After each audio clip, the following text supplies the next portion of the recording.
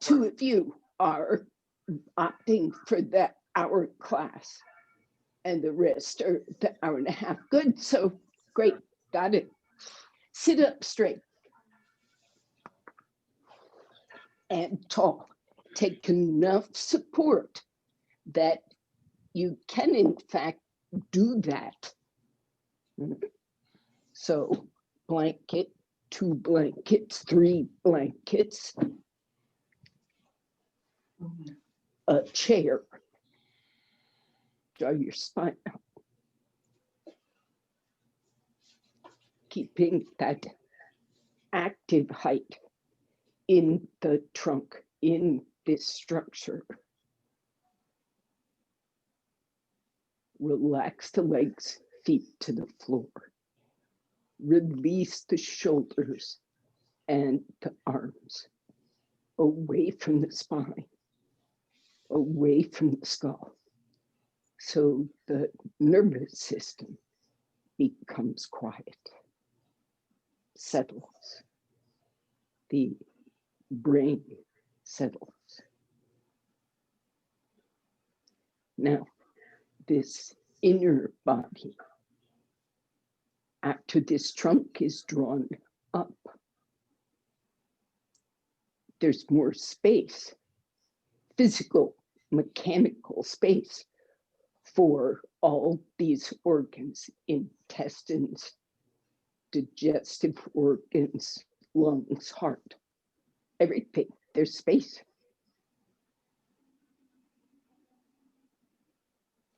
But there's also a sense of suspension or groundedness, you might say.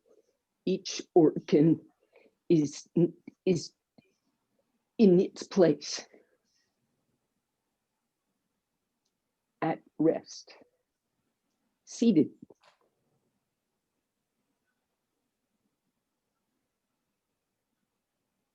And the breath itself circulates around those organs here. Inhalation, exhalation, inhalation, exhalation. All directions of movement you perceive move freely around that inner body. This also includes the neck and throat, also includes the face and the interior spaces of the face. That's the eye sockets, nostrils, sinuses, mouth cavity, ear cavity. All this is a series of chambers, really, that you see as a closed thing, but really it's spaces. Keep space in those spaces. And soften the brain. Join your palms.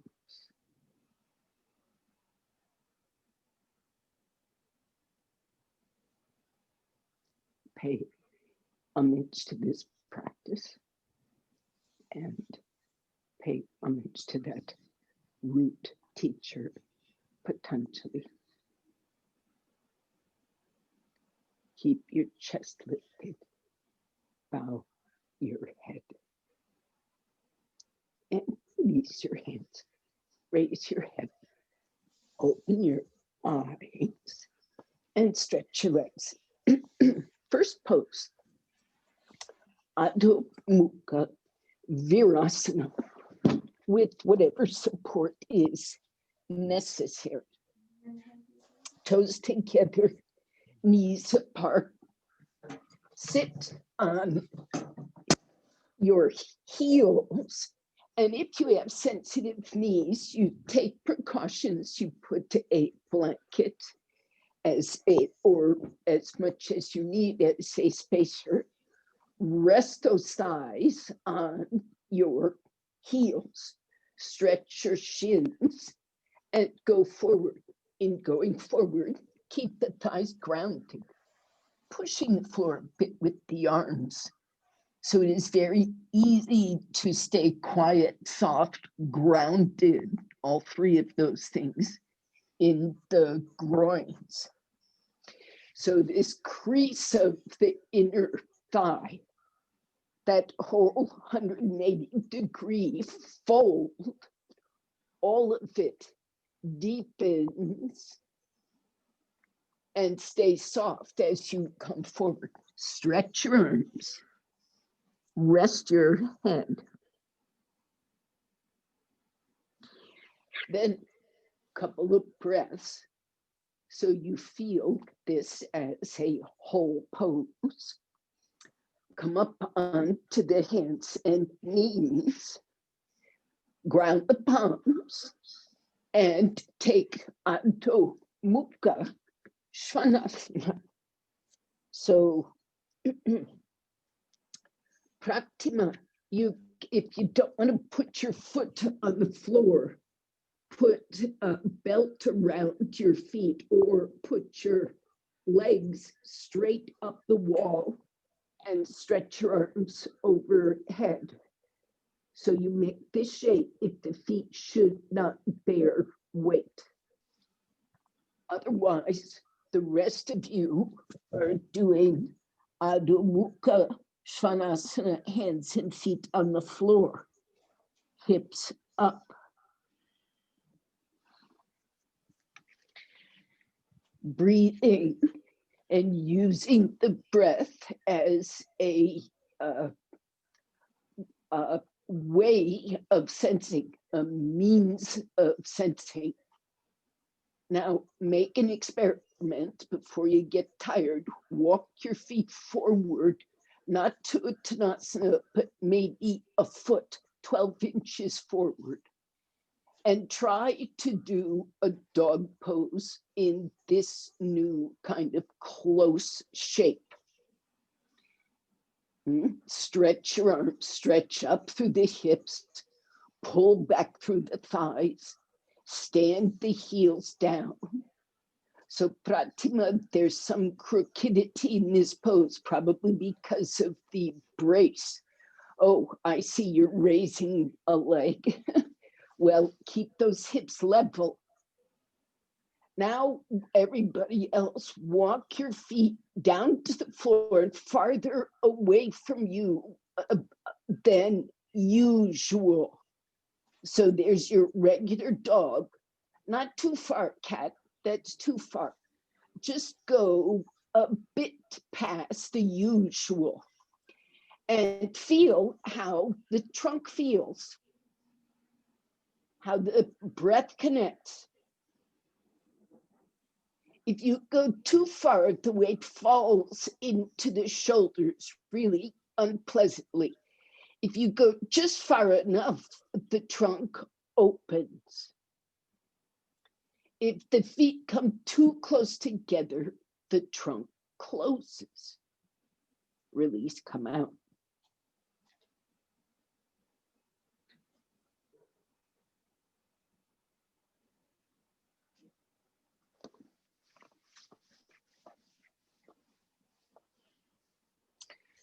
So Pratima, if you could only do Ekapada with one leg, not the other leg, then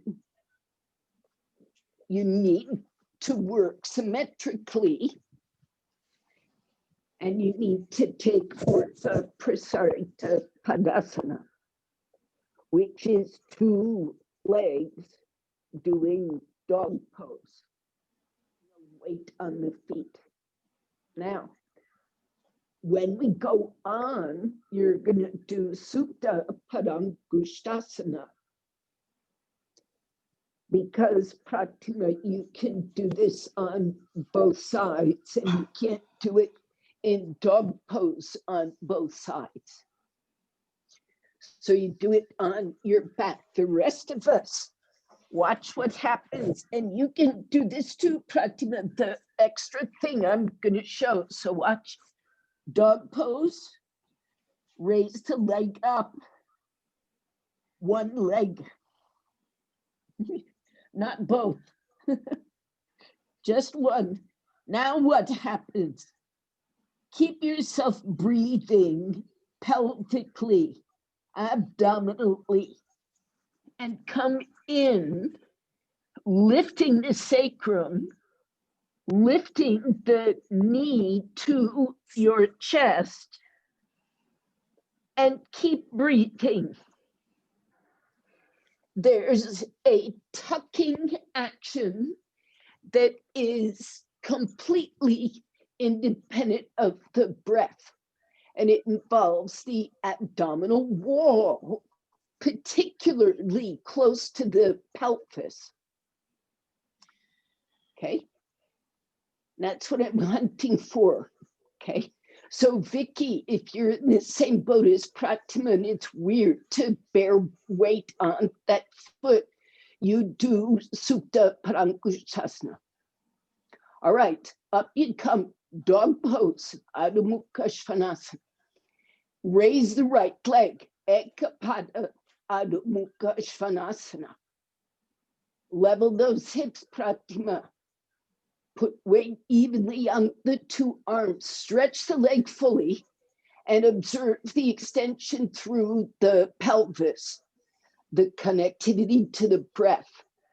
Now, bend the knee and slowly come in. Observe your breathing, maintain your breathing.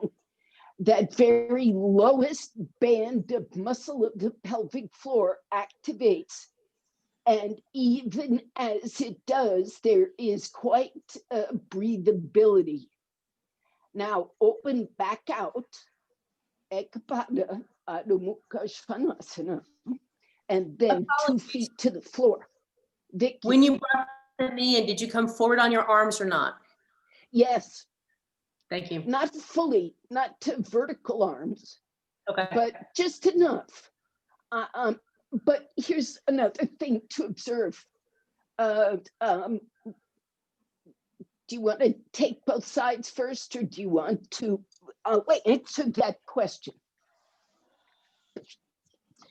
Dog pose. I'm taking side 2. Left leg comes up. Now the knee bend. I come forward, but watch my spine. I'm avoiding a total hunchback, turtle back. I'm seeing, here's that dog pose extension, right? So I'm trying to keep that, not really rounded. I'm trying to keep the extension, but it's this band. Look, your pelvis, this top of my pants is the top of my pelvis. That pelvis is basically 2 hand widths. Do you see that? To my navel, 2 hands. The bottom hand is the lower pelvis. It's not this wide, it's only this wide. This is a band of ligament muscle, and it is also forms the pelvic floor. So when you take these poses, it's this pelvic floor that recedes, and you can still breathe. There's no clenching of breath. Okay, side 2. Dog pose. Raised leg 2, left leg. Ekpada. Stretch it fully straight. Keep those hips level. Raise the left hip, Pratima.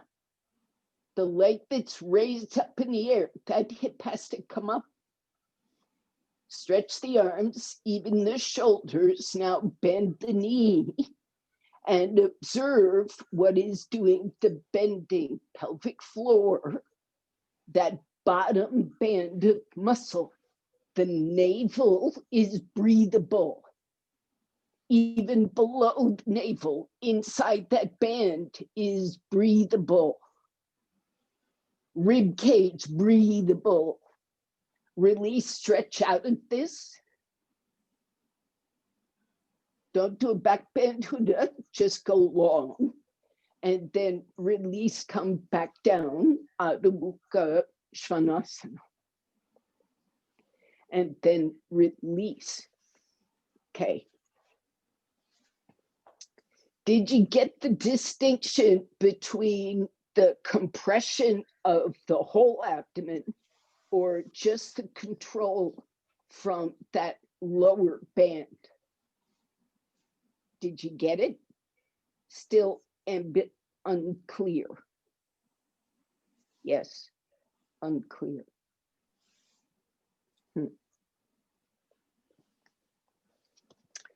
We'll go on. Vrikshasana.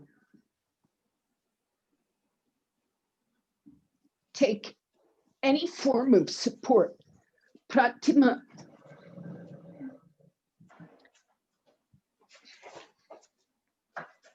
Can you do this one?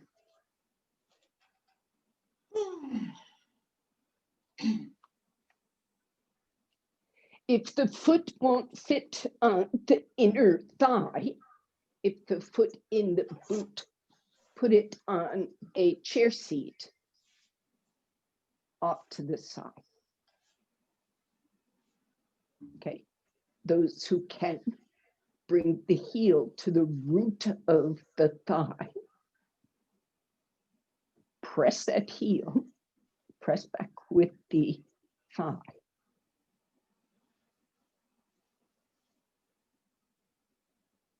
So this base, this lower pelvic wall has to turn vertically.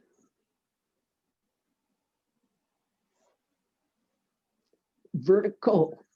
So between it and your sternum, whether there's a big belly ballooning out in between, doesn't matter one bit. Line up that section of the front wall and the sternum and engage just that front wall. Take your arms up as you're able. Interlock your fingers, turn your palms up, Badankuli Asana. If you need to put both feet on the floor, go ahead. Pratima, take hold of, yes, place that foot. Now, stretching your arms is really going to help you find the up draw, right at that base of the pelvis, and keep breathing. Now release, come out. And get ready to change sides.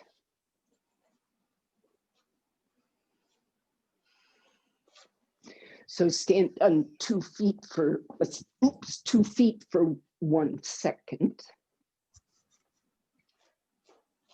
So you get even.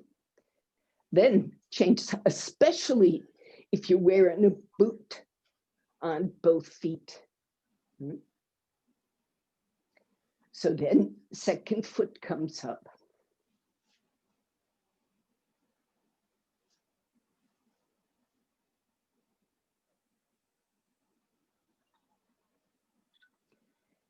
And you press that left heel against the right thigh, compact the right into the left.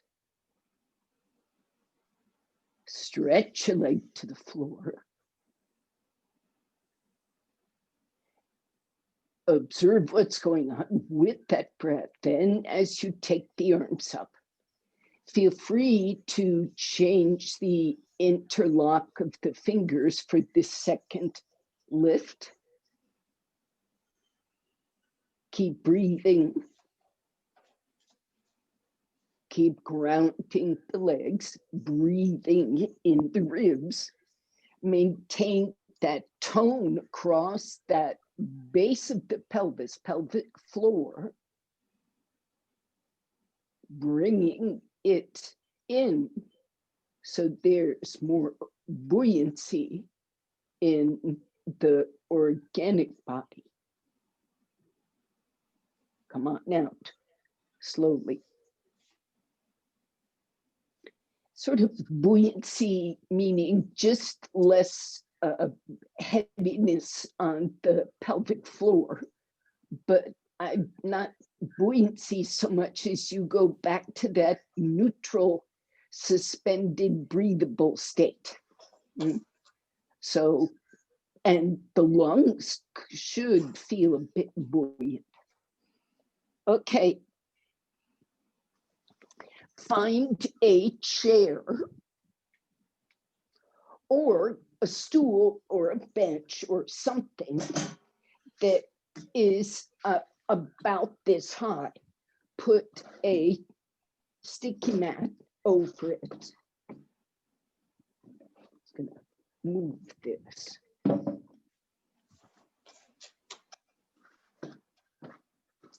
Okay, so I'm going to keep the sticky mat out of the way so things are more visible.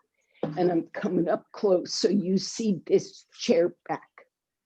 So I stand in front of it a short distance away. Foot goes to the chair seat. Then the foot goes to the chair back. And the calf rests on the chair back. So from the side, looks like that. Short distance, so it can be about vertical in that leg. And this leg is at rest on the top of the chair. Now, there's some of you for whom the knee will make it so that shin is parallel to the back of the chair. Don't just rest your ankles, make the back of the chair and your shin parallel. Now, for some of you, the hip is tight and the top of the shin won't actually rest. So, if there is this gap here, sometimes you can fill it with a spacer. If you see it, it raises the floor. So my shin does have something to rest on. And when it has something to rest on, it gets this very, very important yogic property of grounding.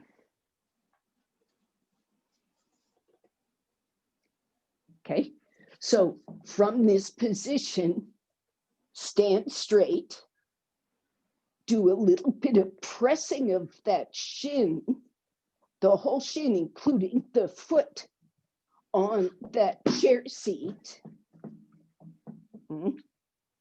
So my foot's a little active, it's not dull. Foot's a bit active. And the shin is pressing, thigh is pressing. And that lower pelvis gets vertical and comes up, up, up, up. Come out, change sides. Now, Pratima, if this is causing you pains from standing on that foot, obviously not. So I'm okay. Side 2, foot comes up.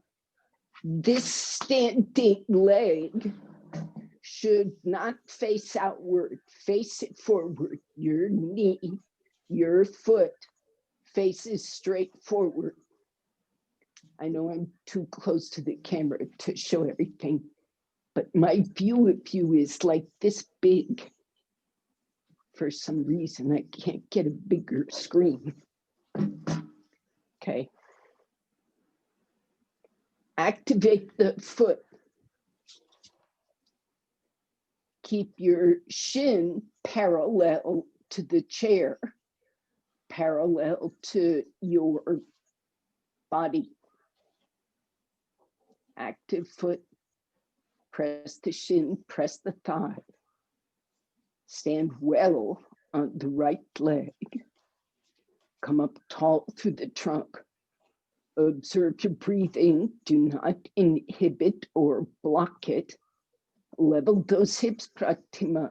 The raised leg hip is lifted a bit. So see if you can let that buttock come down. That looks a bit better.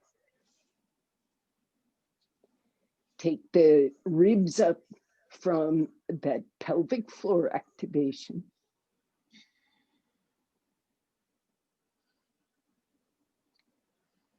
Okay, come out.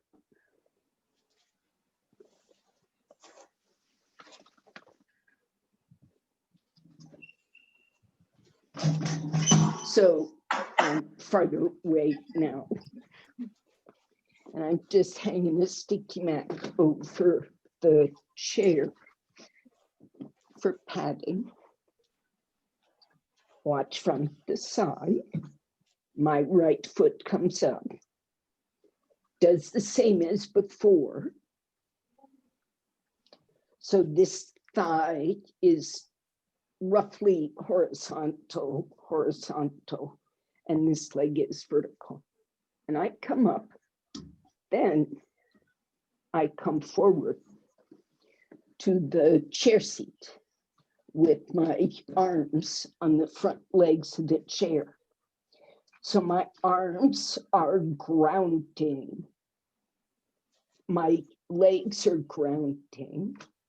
This pelvis right here, that base of the pelvis releases in and the ribs come up. And maybe from that extension, you can come forward. In any case, you have a ground through the legs and the arms the whole way, however far you go. So this is a beginner version of Ardha Baddha Padmuttanasana. Stand straight, ground that shin, straighten the standing leg. Make your shin parallel to the chair edge. Add support so there is a ground. Use that ground, stretching up. And you begin to come forward. Stop wherever you need to, where you sense you're losing support. Push with those arms. Stretch the legs. Keep the legs awake. Lengthen the trunk from that base of the pelvis so the spine elongates coming forward instead of curling. I mean, it's going to become round. Don't force it to be straight. Study the extension from the point of view of breathing. Come up slowly. Use the support under the hands. And then help your leg out. Stand on 2 feet for a moment. And then pick up for side 2.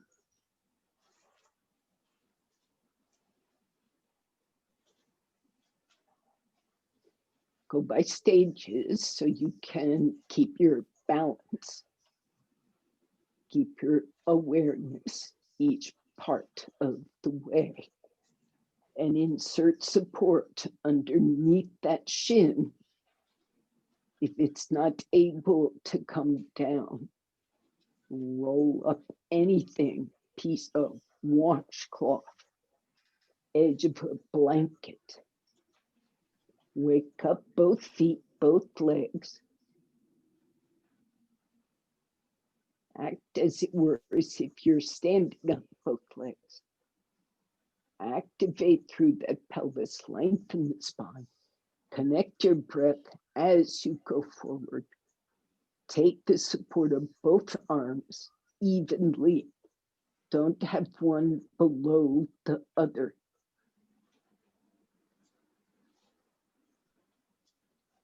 Breathe. Straighten that standing leg. And release, then come out. Stand on 2 feet. Okay, are you okay? I'm sure for some of you that was intense, and perhaps for others not so intense, but I think anybody could make it intense if you want. So another forward bend. Sticky might go to your chair seat. Your buttocks need to go to the wall. If you see this, my feet are away from the wall. They're away from the wall about this much. The width of me. And my feet are also about my hip width apart. And I bring in a chair and I lean forward. Now I have to lengthen this back thigh. So I actually come up on the heel, and that hikes my buttock up the wall, then foot back down. Hike the buttock up the wall, put the foot back down. Now, Pratima, if this is ridiculous, once again, you need to take a strap, 2 straps. Now I pick one. You take your feet, your width apart, and you hold that strap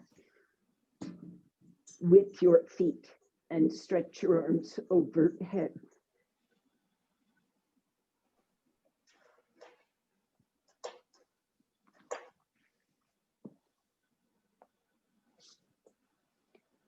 Go forward. Don't go down. But staying on the wall the whole time. The sole of the foot, alert, extending, grounding. That band across the very base of the pelvis. On its right side, that band is, you might say, the front surface of the groin. So it kind of is included in groin discussions. Left side of that band is the surface of what's included in the groin reference. So the receding of that band is the connection to the groin of the pose. Come out.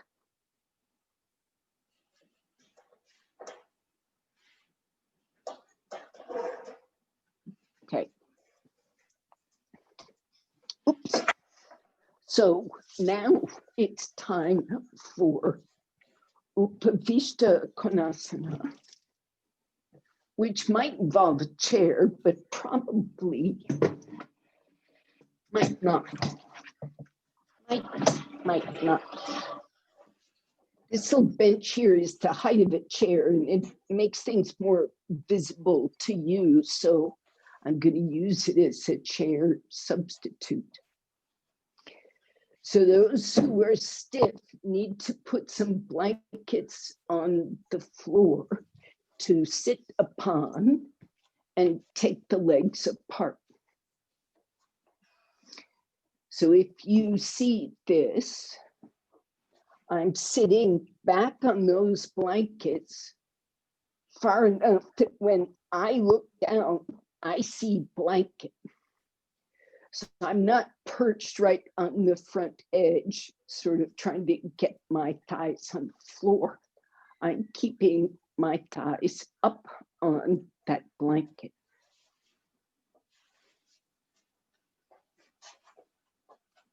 And when I take these legs apart and stretch them out and press them down, I feel that blanket with my thighs almost more than I feel the blankets with my buttock bones. Not almost, definitely more.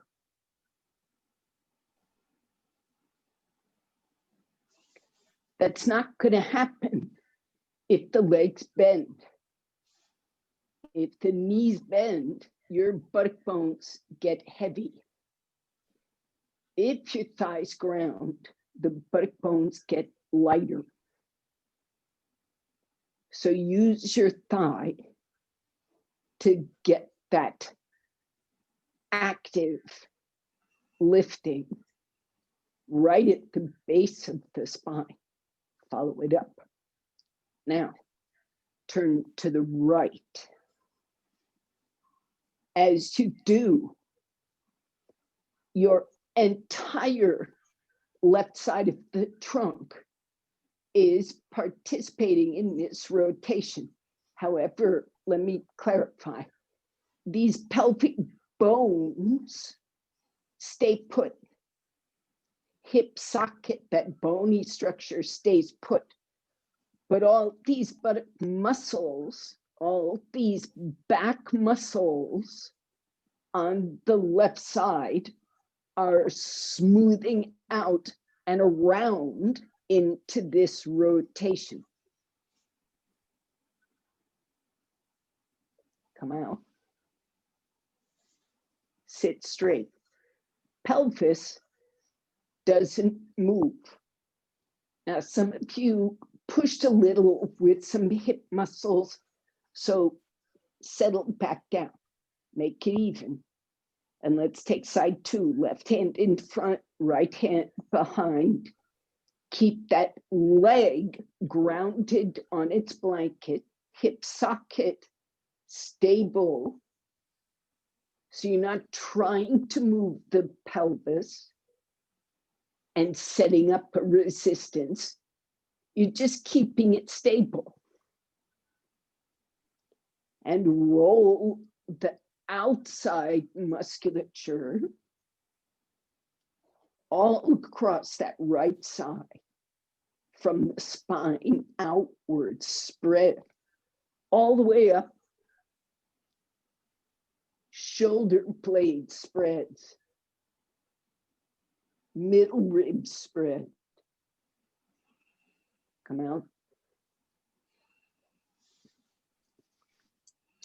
So rest your legs for a second. Just, I hope Baddha Konasana is a resting position. Might not be. If it isn't, sit cross-legged. Otherwise, Baddha Konasana.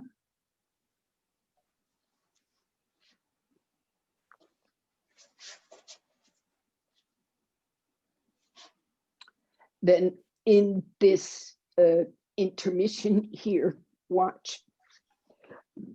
Now, if possible, this has to do with flexibility, not ambition, has to do with your present state. not where you wish to be. But if possible, if there's flexibility, you probably need to sit lower because you get overbalanced where we're going, which is way out over this leg. If your hips are too much in the air, you can feel tippy. Okay, so we're turning, not extremely, just partially, and the left hand, backside hand, is coming down. So I'm starting this spreading right here.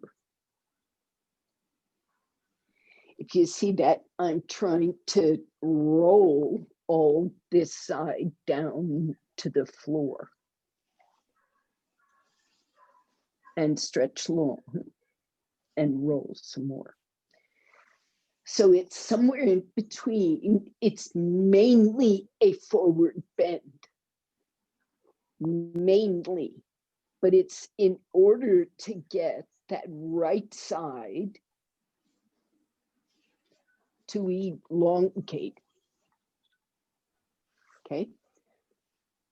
So watch, some of you are stiff enough that you might put the chair seat in front of you, and one hand goes to the floor and the other, the one you're reaching with, goes to the chair. So you're working long because of the height. It enables you to stretch long, keeps the side ribs open. Parshva Upavishta Konasana. Come up. If you're working with a prop, shift it to side 2. If you're not, you turn mildly. Don't do the big upright turn we started with. Turn mildly.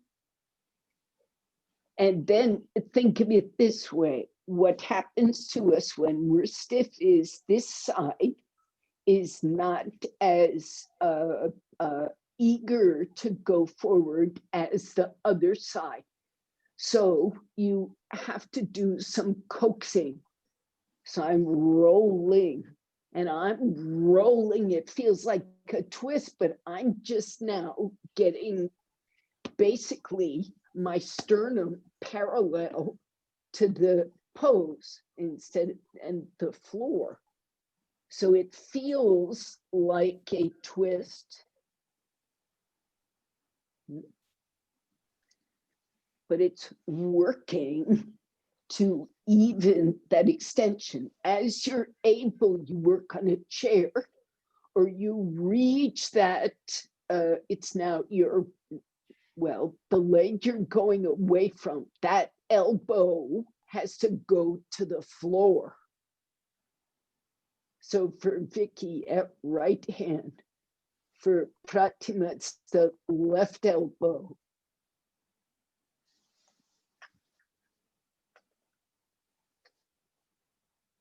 Glenda, right. And you come up, who does that? Okay. So it's not a twist, it's just getting straight. Okay.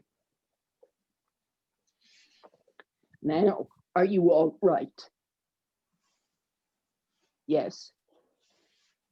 I need a signal. Are you okay? Okay. So those with chairs, take your chair and put the back of the chair to a wall.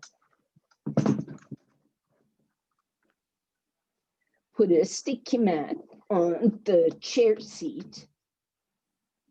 And if you were rich in sticky mats, then you'd be like me and you'd already have an extra sticky mat on the floor. But in any case, what you need is a sticky mat on your chair seat. And you also need a sticky mat that's wide. You see how this green mat is going. You need a width of mat, not just a single width of sticky mat, but you need wide. Right? So chair back to the wall and perpendicular to you is this sticky mat. So your feet, you're seeing me here, your feet come wide apart.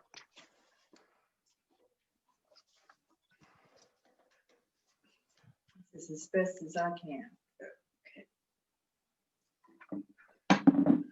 Now, I'm going to set up in two directions so you see.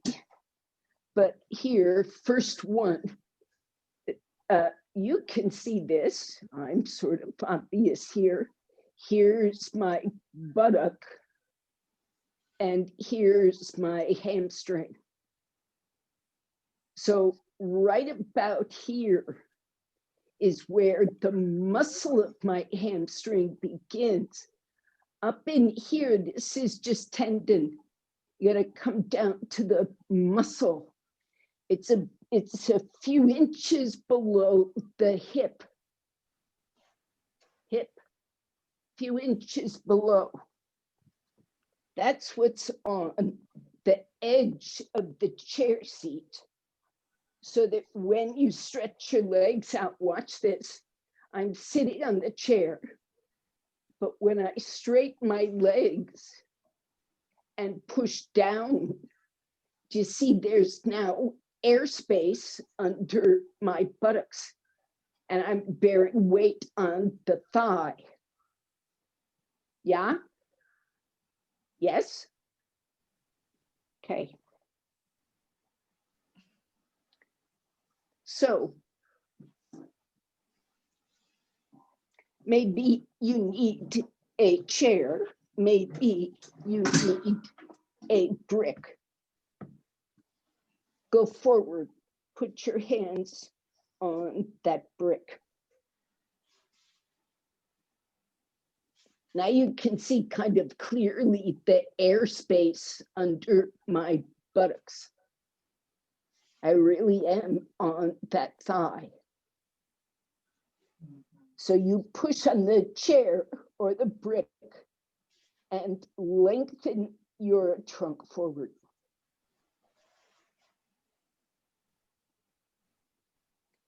And if you're able, some of you with flexibility, you will put your hands on the floor and keep going forward. Press those thighs down, don't bend the knee, go forward. Take all the support you wish with your hands on the floor, pushing back, reaching forward, but keep the legs active, heels grounded, mostly thighs grounded, spine long. Now in your breathing, observe that pelvic band that connects to the groins on its sides. And in the center, that whole band of pelvic floor releases backward toward the sacrum, and the spine lengthens forward, and it's feelable differently in both exhalation and inhalation.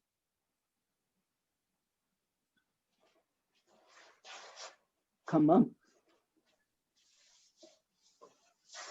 Do the very same pose with the legs together, or maybe just slightly apart. So you're in Paschimottanasana, either feet joined or feet slightly apart.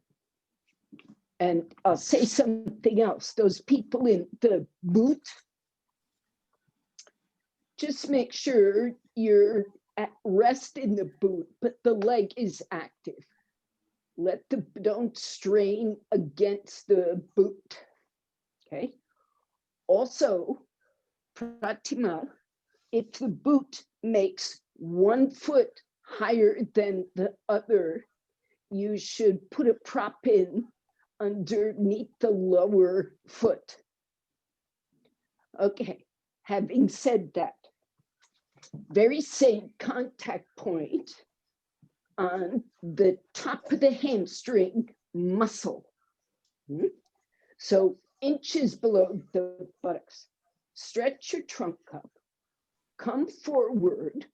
Those who need, there's room for a brick between your feet. Those who don't need, go to the ankle or go to the tops of the feet and stretch your trunk forward. Remember the groins and that pelvic floor musculature. Those who can, go forward. Paschimottanasana.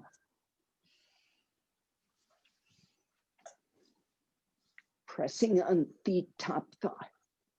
Your head will go to a chair, to a brick. It'll just turn down. So the whole spine is in this extension. Some of you are closer, some are less close. It's still an even stretch of the back of the body. Inhale, come up. Okay. Now, it's almost time for the end of the first hour, people. So we're going to make a transition. And everybody is going to lie on their back. Everybody is going to settle there for a bit. And then everybody will do Chatucha Padasana. That is the pose where, and don't do this immediately just because I'm announcing it now, right? You want to wait for this. But Chatucha Padasana is this one.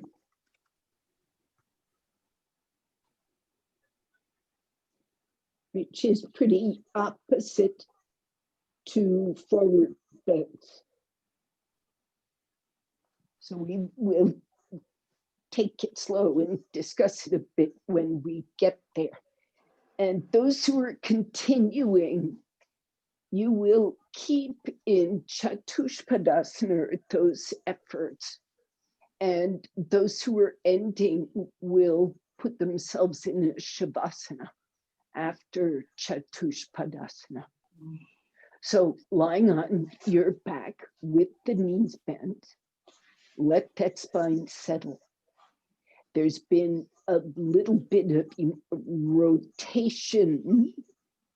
I sort of hesitate to call it that, but it's like that. And some asymmetrical actions, right? Left side, then right side. So let the body spread back out, lengthen back out. So internally and externally, you occupy the same space. There's no internal clenchings. Right? Then Chatucha Padasana. Now, take hold of those ankles or get very close to them.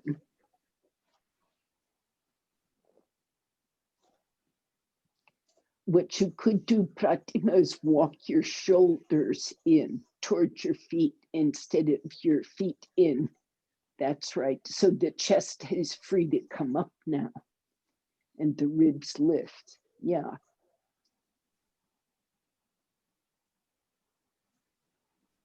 press the heels, press the arms, raise the ribs.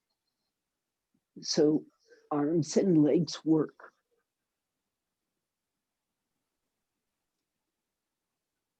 The hamstrings, buttocks work, rolling, hamstrings tucked toward the buttocks, buttocks roll toward the hamstrings. And that line across the base of the pelvis from right to left border of the pubis, rise up from the push of the legs, the strength in the hip sockets.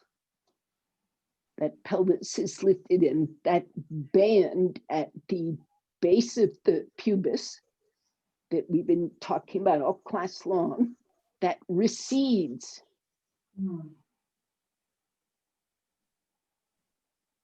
Ribs expand. Now put yourself on a brick. Those who want to continue, take Shavasana. Those who will end at 7. Setu Bandha on a brick for those who will continue. Shavasana for those who will end at 7.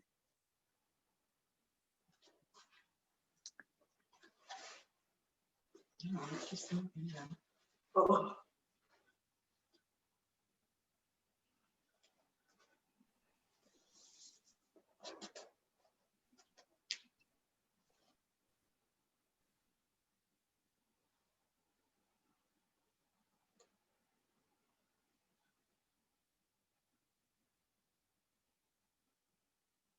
Bandha with So- the feet on the chair or a regular Setu Bandha?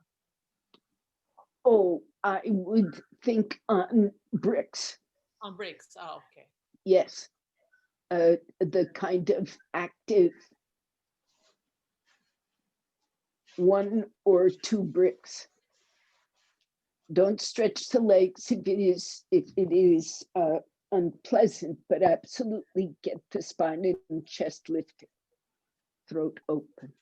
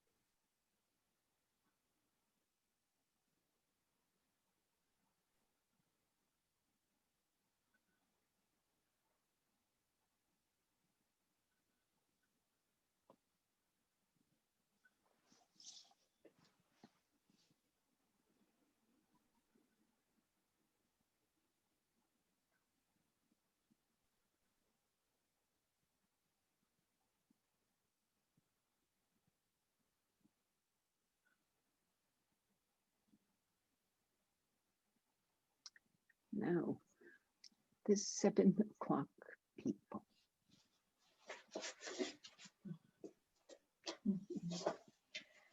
Thank you.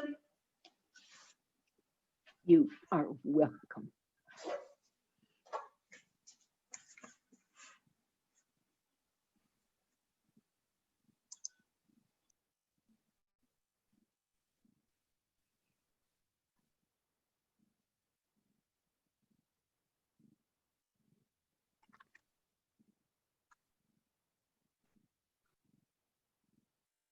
Thank you, Ashvini.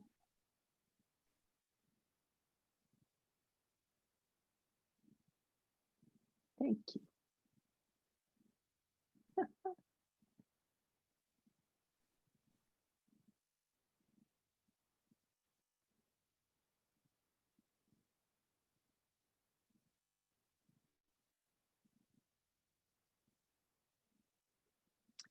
So those who are staying, come out of Setu Bandha.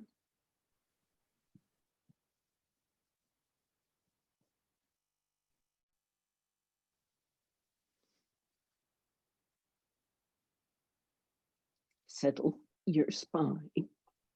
Roll over to Adho Mukha Svanasana.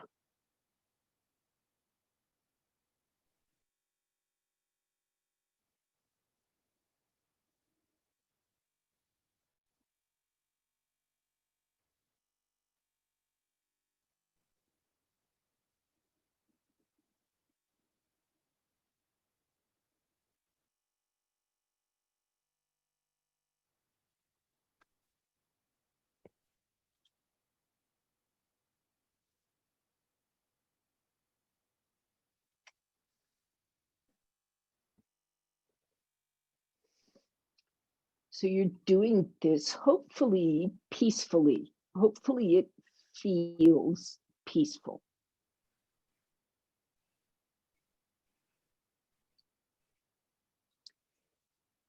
Because I will ask you now to do a peaceful Shirshasana headstand.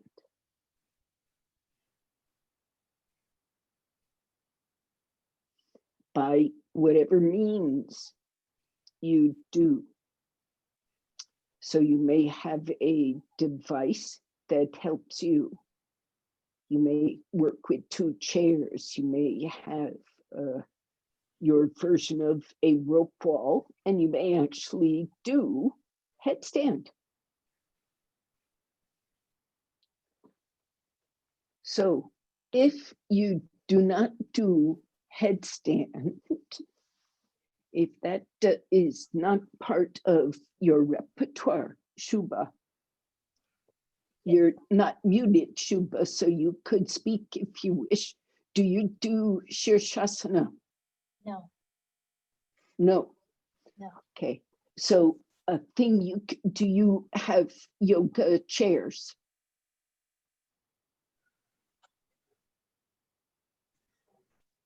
You have one, two, Just one. one. Okay. So with one,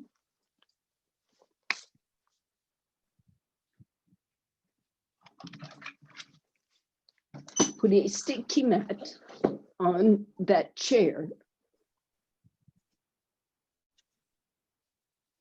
Put a large pile, I mean, pretty large. And if you don't have a lot of blankets, get a bolster and put it on the floor and maybe put some blankets on top of it. Okay. So then what happens is, see, I've got this support that's raised up.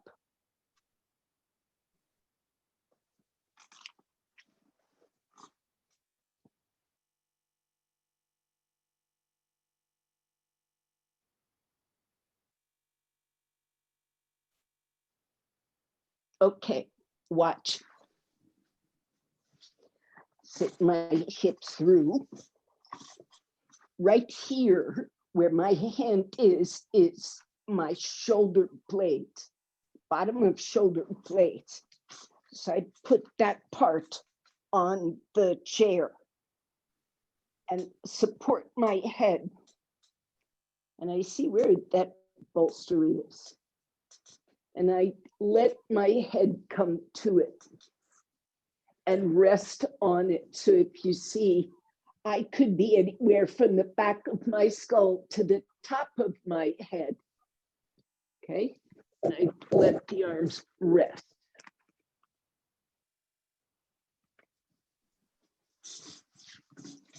Now, if you need more blankets because your eyes are blurring and you're going deaf from the neck strain, then get more support.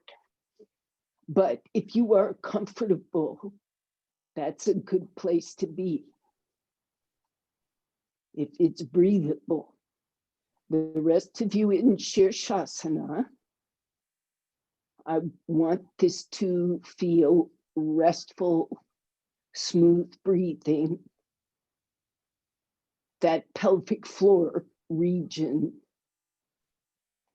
The two sides of the pubis have to lift with the legs. The inner body, your intestines, they should not grip or push. They have to stay released. But the leg action goes up so that the pelvis stays lifted. Come out. So Shubha, give me a thumb up or down if that feels good. Good. Good. Now, if things get better, you can lower those blankets so your head goes more vertical, right? Instead of being so much on the back of the head. But that's when your chest is ready, willing. If you're a good back bender, get your back much more on the chair, Shubha. Get your spine, go to those shoulder blades. Yes. Yes. Like that. Now, how is that? That looks pretty good. All right. That's like the pose.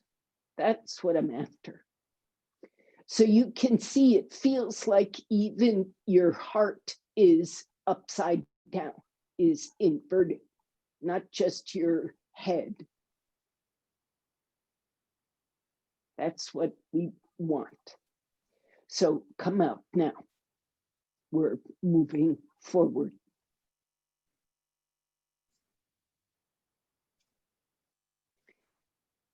Now, Shubha, and I hope Laura, whom I can't see, can do a version of shoulder stand. Is that true, Shubha? Again, you're not muted. You can speak. I can. Yes? Yes. Good, good. So, Kat, how are you gonna be set up for shoulder stand? You know what you're gonna do. Are those two bolsters your Setubandha? I can't hear you. You're muted to me, but if you know what you're doing, I'm happy. This is shoulder stand interval. I'll do Setubandha because my collarbones hurt. Okay. Do they hurt on expansion or do they hurt on compression? They actually hurt in Chatucha Padasana. So the expansion. So I would say keep your arms like this in Setubandha. Working like this, straight armed might be an issue. Okay. But experiment. It's your laboratory. Don't get hurt.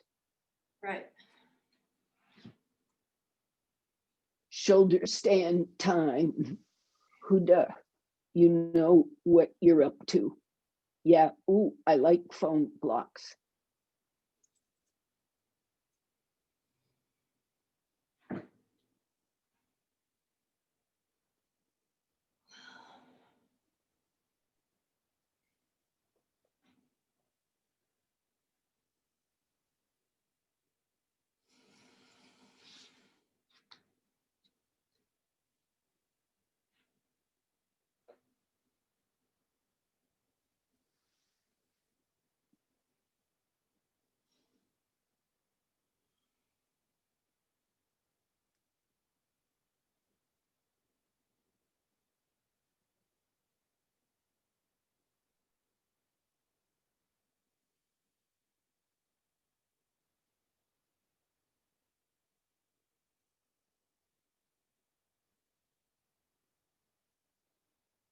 So I'm just watching.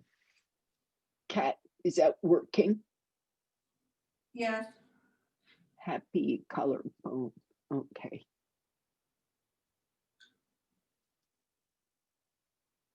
Is it that you've been chopping firewood? I'm not sure. It hasn't felt like this before, so I'm not sure if something shifted and it's just a new thing or what.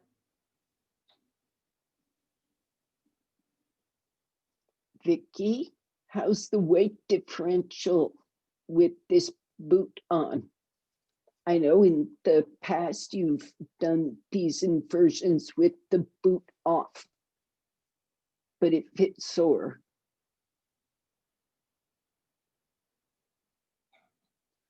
One option, well, never mind.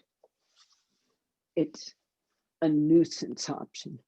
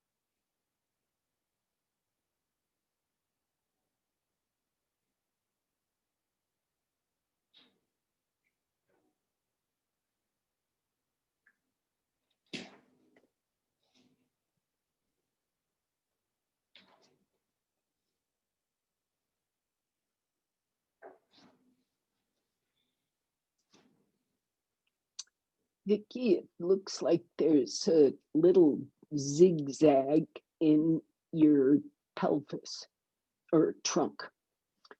So it's like hips are slightly right and shoulders slightly left. So what would happen if you bent your knees and put your feet on the back of the chair? Now I get a different view that interestingly is more even. So make it more so, do Baddha Konasana and tuck the right hip in more. Yeah. And lift your tailbone. How's that? Is that weird for you or good? I can't hear anything. Okay, it's good.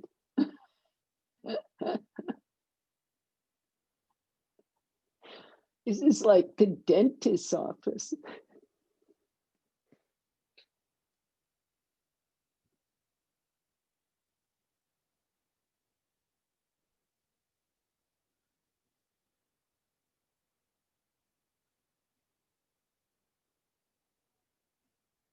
Now, not just the hip, Vicky, but feel what's going on with the breath in pelvis, abdomen, chest, head, and those boundary zones. If the navel region or the diaphragm feel off center.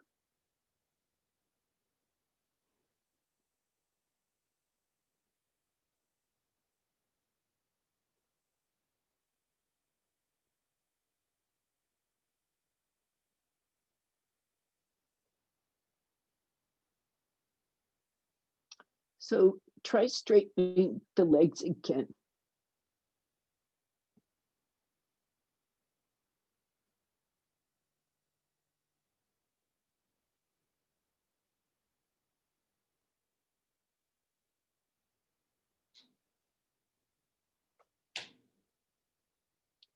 Better to me.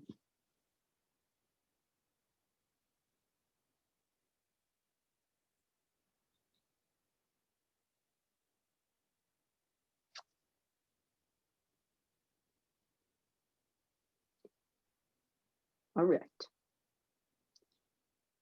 time to come out soon. So now your hands are free, Vicky. Did any of the internal suggestions, A, make sense, and B, change anything?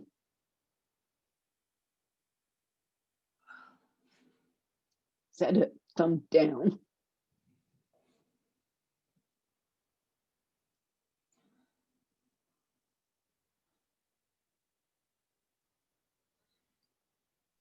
The boot has really pulled on the right groin just in general, so I'm uneven, period. And then Baddha Konasana did it even worse, so. But it looked more even. That's quite interesting. I think the reason the groin is getting pulled is what I'm seeing is that femur bone, the boot side femur bone is going out. So it's putting pressure on the groin. Interesting. Well, I mean, So even walking, because I can't move the ankle, it's changed the whole stride in the right side and it pulls the groin. and it makes you roll, doesn't it? Yeah. It's like it's a rolling gait. That rolling gait lets you slosh a bit. So the Upavishta Konasana would be a good pose for you, Okay. Thank you. especially with a strap. Well, let's do it. You know, what I was going to do is Mahamudra, but we can just, you know, futz around with this hip for a second. Devon, would it help her to wear the strap while she's walking?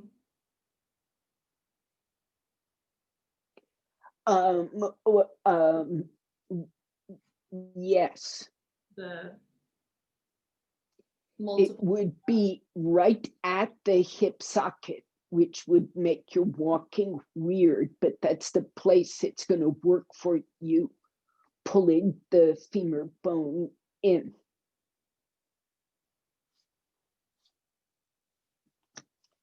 So if you have two straps,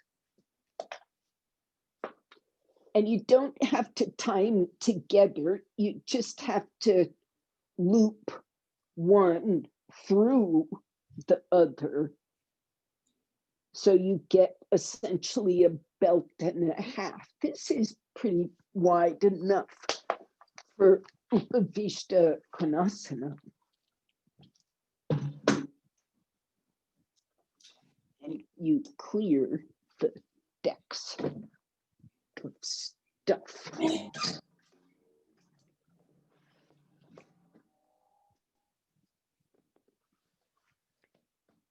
So you've got a belt and it's close to the heel. It's low on the foot. And you just mildly put pressure on it.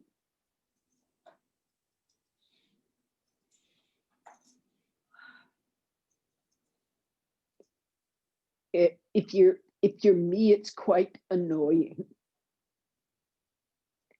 tiring quickly.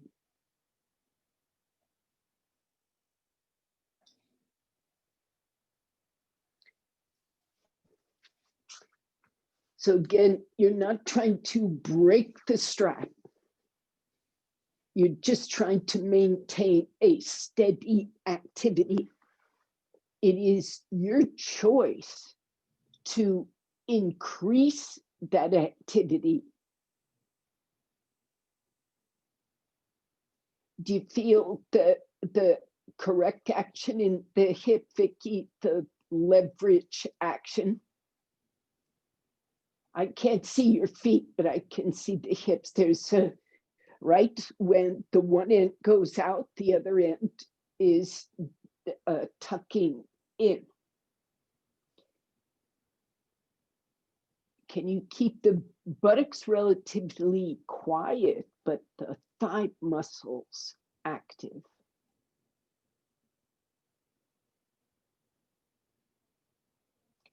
And just be steady about it. How is the groin, Vicky? No, it should be painless. Yeah. So that's a sign, painless. Okay, so come out, release from that, and then keep that painting leg, the boot leg, out to the side, and bend the other toward Janu Shirshasana. Okay. And then go to work on both legs. Put an imaginary pressure on the outside of your Upavishta leg. And press this outer foot, outer knee, outer thigh to the floor.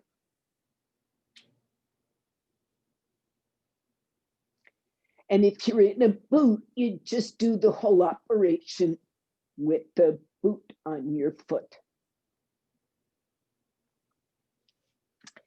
And I will say, if your foot is pointed straight, it's harder to wake up that outer hip. If your foot is turned at an angle to the ankle, if you're at that angle, it's easier to wake up that hip socket. So wearing a boot puts you at an advantage posturally.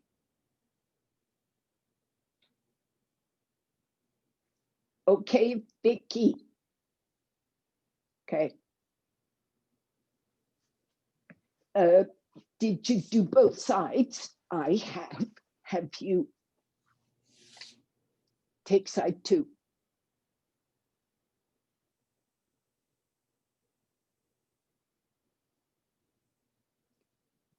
Now again, can't see your feet, but Vicky, are you doing okay? How's the groin with this tuck? It's a thumb up. Okay. So the more you get that femur bone in the socket, the better off you'll be. So you can tell, Kat, that belt suggestion is a passive version of what we're doing right now with these poses.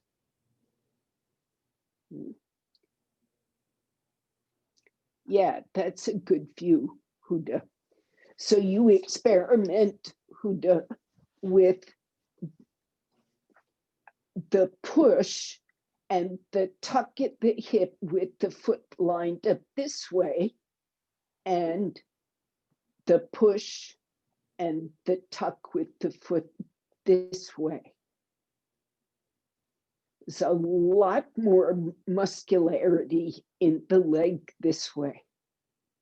A lot more ease in parts this way.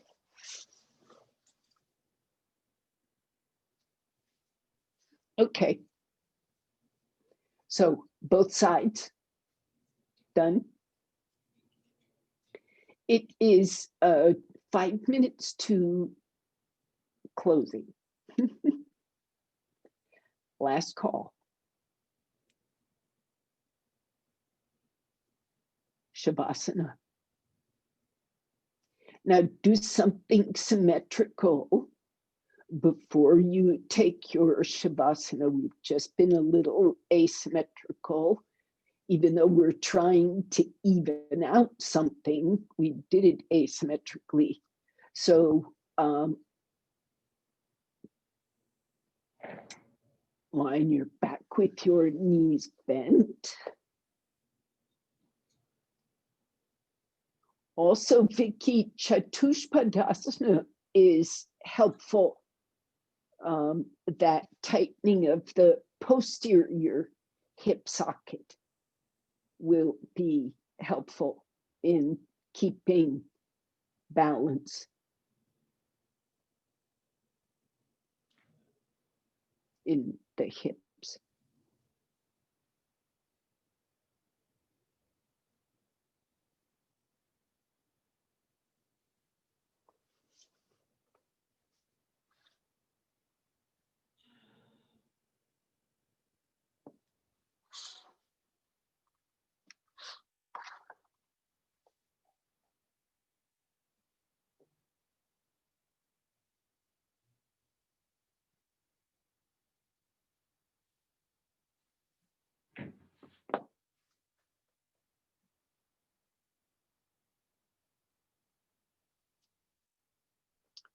So this is the time to let go, let loose, be soft, be quiet.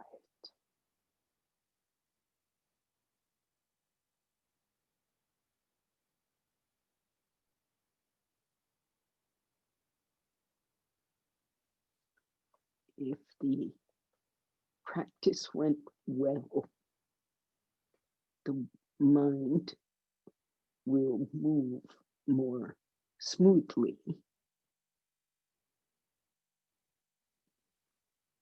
You might say there will be more space between thoughts.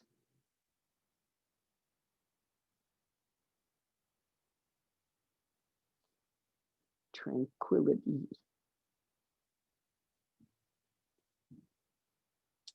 passivity.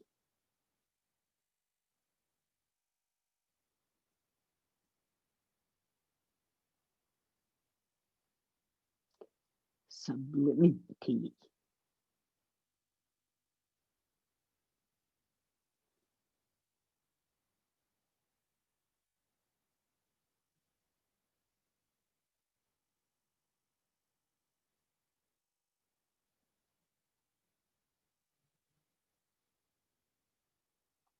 You feel the solidity of the ground beneath you. You feel the buoyancy again of the breath in the body. You feel the currents of circulation, breath, energy.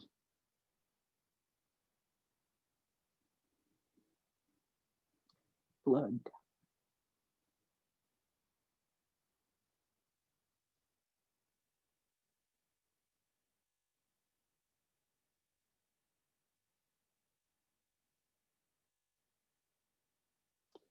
It's kind of interesting. Nervous circulation is in a way literally fire,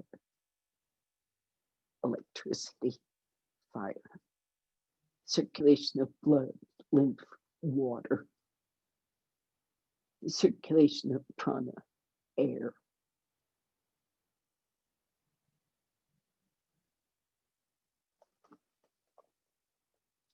So examining your sensations.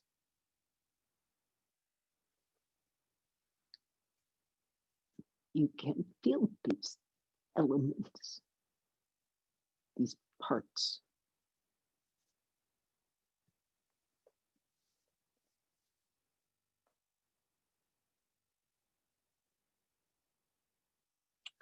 And their characteristics.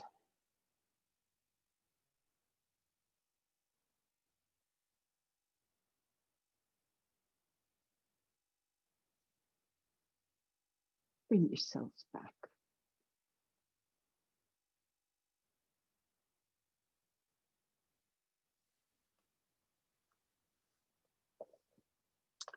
When you're ready, bend your elbows. Bend your knees, roll to your side. Come up sitting.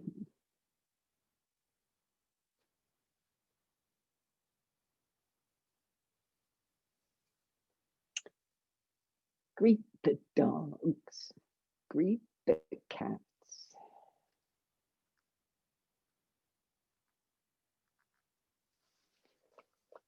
So for an hour plus an hour and a half class, I think that went okay. I'm pleased.